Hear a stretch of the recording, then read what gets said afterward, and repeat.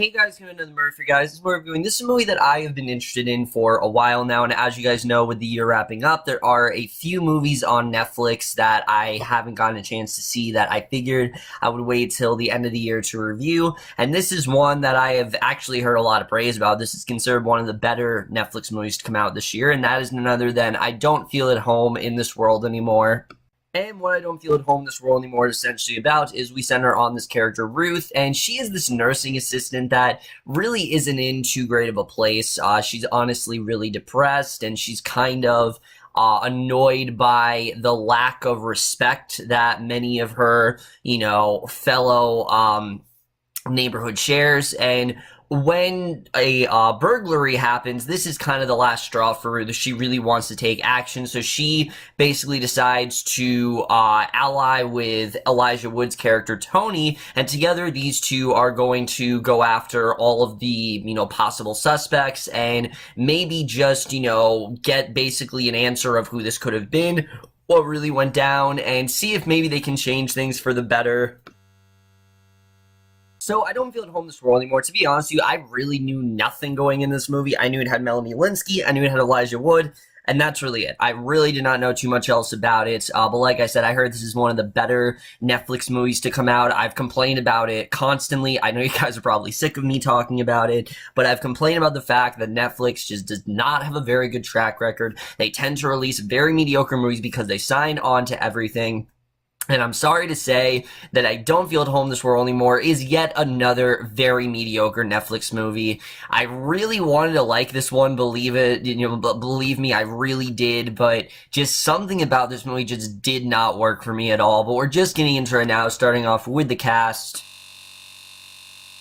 And easily that is one of the best things about this film. I think the cast here, for the most part, definitely did a really great job, with the standout absolutely being Melanie Lynskey, who I've always really liked this actress ever since I saw her in Togetherness, and she did a really great job here. And once again in this film, she plays this really great character of Ruth. I did like where her character went. Like I said, Ruth is very depressed, and there's a lot of stuff going on with her throughout this movie, and I thought overall she definitely did a pretty good job. I did like where her character does end up going, and you can really see where her character is coming from. Like, you can tell why she's so frustrated and why she's so annoyed, and overall I do think she did a really good job. Lynskey is a really great actress, and she can really just carry a movie all on her own, and luckily that is definitely something I will give this film. She did a fantastic job here.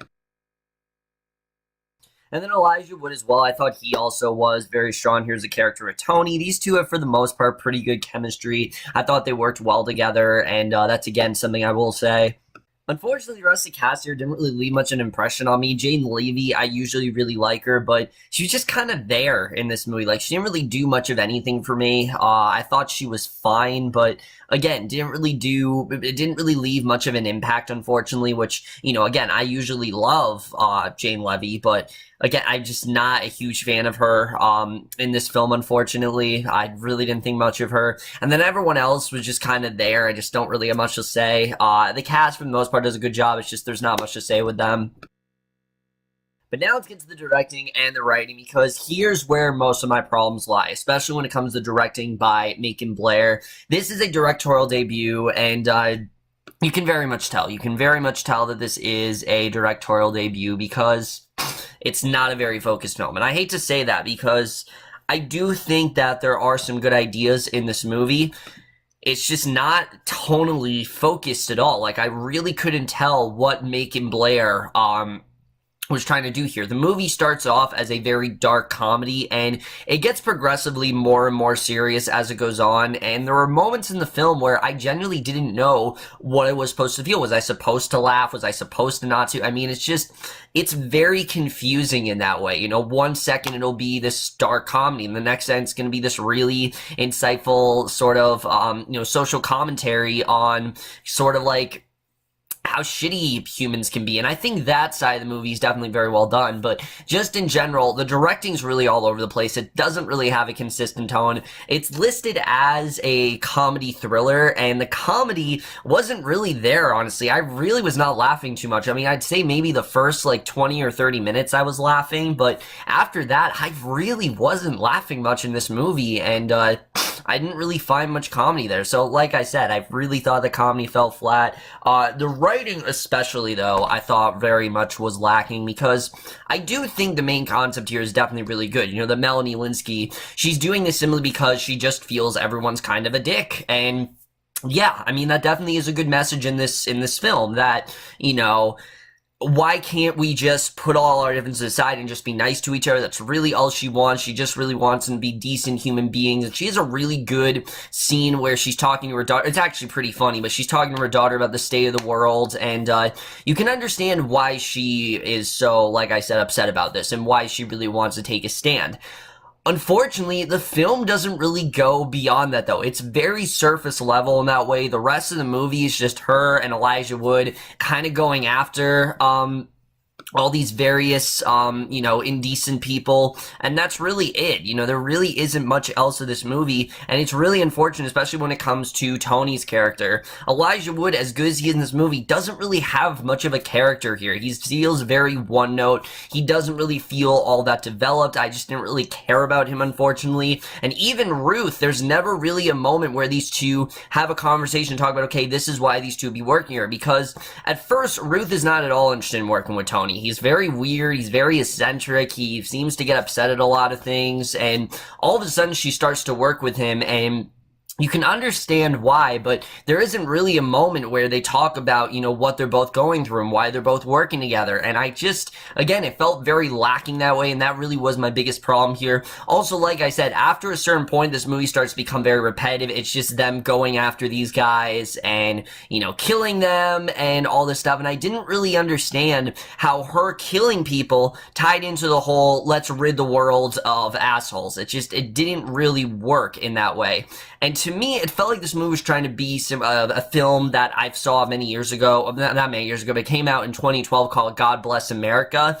That film, I thought, handled the subject a lot better. The whole idea of, you know, let's just be nice to each other and let's not, you know, just be assholes. I thought that was a much stronger film with a much greater message about that stuff. This one, it just doesn't feel as fully realized. The characters felt a lot more fleshed out in God Bless America. Like, you could understand why those characters, you know, wanted to take a stand and why they wanted to commit all these sort of nefarious acts that they do and all these violent things that they do.